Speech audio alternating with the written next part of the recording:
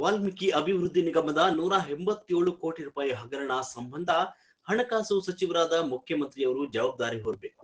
ಈ ಸಂಬಂಧ ಶರಣಪ್ರಕಾಶ್ ಪಾಟೀಲ್ ನಿಗಮದ ಅಧ್ಯಕ್ಷರು ಕೂಡಲೇ ರಾಜೀನಾಮೆ ಕೊಡಬೇಕು ಅಂತ ಬಿಜೆಪಿ ರಾಜ್ಯಾಧ್ಯಕ್ಷ ಮತ್ತು ಶಾಸಕ ಬಿವೈ ವಿಜೇಂದ್ರ ಅವರು ಆಗ್ರಹಿಸಿದರು. ವಾಲ್ಮೀಕಿ ಅಭಿವೃದ್ಧಿ ನಿಗಮ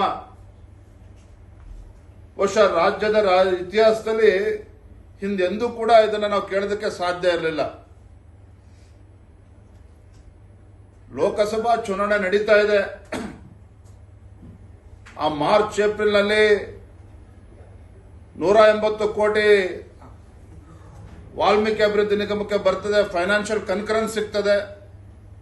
ಹಣಕಾಸಿನ ಸಚಿವರು ಯಾರಿದ್ದಾರೆ, ಹಣಕಾಸಿನ ಇಲಾಖೆ ಸ್ವತಃ ಮುಖ್ಯಮಂತ್ರಿಗಳೇ ನಿರ್ವಹಿಸ್ತಾ ಇರ್ತಕ್ಕಂಥದ್ದು.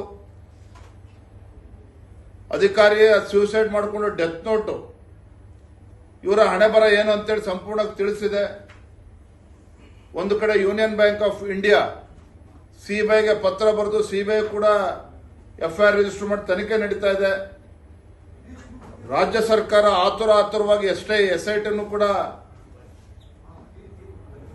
ಮಾಡಿಕೊಂಡು ತಮಗೆ ಬೇಕಾದಂತ ಅನುಕೂಲ ಆಗೋ ರೀತಿಯಲ್ಲಿ ತನಿಖೆ ನಡೆಸ್ತಾ ಇದೆ.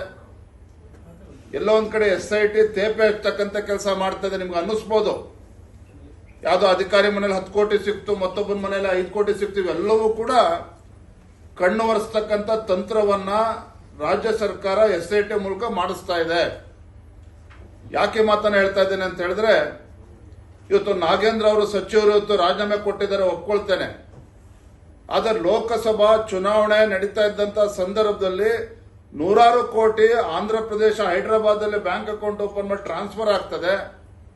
ಯಾವ್ದಾದೋ ಬೇನಾಮಿ ಕಂಪನಿಯಲ್ಲಿ ಅಕೌಂಟ್ ಅನ್ನ ಕ್ರಿಯೇಟ್ ಮಾಡಿ ಓಪನ್ ಮಾಡಿ ಅಲ್ಲಿ ಹಣ ವರ್ಗಾವಣೆ ಆಗ್ತದೆ, ಅಲ್ಲಿಂದ ಹಣ ವಿಡ್ರಾ ಆಗ್ತದೆ. ಈ ಹಣವನ್ನ ಸಂಪೂರ್ಣವಾಗಿ ಲೋಕಸಭಾ ಚುನಾವಣೆಗೆ ಬಳಸಿದ್ದಾರೆ ಅಂತಕ್ಕಂಥ ಆರೋಪನ ಅವತ್ತಿನಿಂದ ಕೂಡ ನಾವು ಮಾಡ್ತಾ ಇದ್ದೇವೆ.